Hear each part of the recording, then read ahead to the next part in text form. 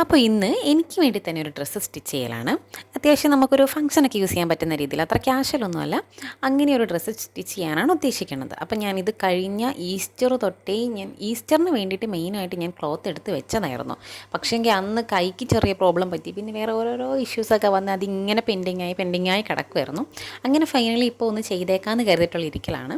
പക്ഷേങ്കിൽ അത്ര നല്ല മൂഡിലായിരുന്നില്ല. ചെയ്ത് കഴിഞ്ഞപ്പം സാധാരണ ചെയ്യണ പോലെ അത്ര നല്ല ഫ്ലോ ആയിട്ട് അങ്ങ് പോയിട്ടുണ്ടായിരുന്നില്ല. അതുകൊണ്ടാണ് ഞാൻ നെക്കൊക്കെ അങ്ങനെ രീതിയിൽ ചെയ്തത്. ആദ്യമായിട്ടാണ് ഞാൻ അങ്ങനത്തെ ഒരു മെത്തേഡേ നോക്കുന്നത്. അങ്ങനെ വെറുതെ ചെയ്ത് നോക്കിയതാണെങ്കിലും സംഭവം സെറ്റായിട്ട് വന്നു. കഴുത്തൊക്കെ നല്ല നീറ്റായിട്ട് തന്നെ വന്നായിരുന്നു. അപ്പോൾ നമ്മൾ ഇതിപ്പോൾ കാണിക്കുന്നത് താഴത്തെ ബോഡി പാർട്ടിലേക്ക്, താഴത്തെ പാർട്ടിൽ അതിനേക്ക് വേണ്ടിയിട്ടുള്ള മെറ്റീരിയലാണ്. അപ്പോൾ ഞാൻ അമ്പർലയിലാണല്ലോ ചെയ്യണത്. ആ രീതിയിൽ ഞാനത് കട്ട് ചെയ്തെടുത്തിട്ടുണ്ട്. ലൈനിങ്ങും കട്ട് ചെയ്തെടുത്തു, അതുപോലെ നല്ല തുണിയും കട്ട് ചെയ്തെടുത്തു. പിന്നെ നമ്മൾ മുകളിലേക്ക് ഇപ്പോൾ ചെയ്തിരുന്നത് പ്രിൻസസ് കട്ടിലാണ്. അപ്പോൾ എനിക്ക് ലൈനിങ്ങിൻ്റെ താഴത്തിനുള്ള കട്ട് ചെയ്തതിൻ്റെ ബാക്കിയായിട്ട് വേണമായിരുന്നു മുകളിലേക്ക് യോക്കിലേക്ക് എടുക്കാൻ വേണ്ടിയിട്ട്. അപ്പോൾ കറക്റ്റ് വെട്ടിയെടുക്കാൻ ഇല്ലാത്തത് കൊണ്ട് പേപ്പറിൽ കട്ട് ചെയ്തെടുത്തു. എന്നിട്ട് ആ പേപ്പർ വെച്ചിട്ട് ഓരോരോ പീസസായിട്ട് കട്ട് ചെയ്തെടുത്താൽ മതിയല്ലോ. പ്രിൻസസ് കട്ട് ആയതുകൊണ്ട് നമുക്ക് അങ്ങനെ ചെയ്യാം. അതുകൊണ്ട് എനിക്ക് മെറ്റീരിയൽ തികഞ്ഞു. അപ്പോൾ ഇങ്ങനെ മെറ്റീരിയൽ തികയാത്തൊരു സന്ദർഭം വരുമ്പം അങ്ങനെ ഒന്ന് ട്രൈ ചെയ്ത് നോക്കിയാൽ മതി കേട്ടോ. അപ്പോൾ നമുക്ക് ആവശ്യത്തിനുള്ളത് കിട്ടും.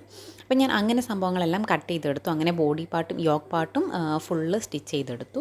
ഒരുപാട് റിസർച്ചൊക്കെ ചെയ്ത് ഞാൻ കുറേ മോഡൽസൊക്കെ കണ്ടുവച്ചിട്ടായിരുന്നു. പക്ഷേങ്കിൽ അവസാന നിമിഷമായപ്പോഴത്തേനും എല്ലാ പ്ലാനും മാറ്റും. അതെനിക്ക് പതിവായിട്ടുള്ളൊരു പരിപാടിയാണ്. അങ്ങനെ ഞാൻ മാറ്റിമറിച്ചാണ് ഈ ഒരു രീതിയിലേക്ക് എത്തിയത്. സ്റ്റിച്ച് ചെയ്യണതിന് മുന്നേ എത്ര പ്ലാൻ ഉണ്ടാക്കിയാലും സ്റ്റിച്ച് ചെയ്ത് വരുമ്പോൾ പിന്നെയും ഇതിങ്ങനെ മാറിക്കൊണ്ടേയിരിക്കും. അപ്പോൾ ഇതിൻ്റെ ഫൈനൽ ലുക്കുമായിട്ട് നമുക്ക് പാർട്ട് 2 കാണാം.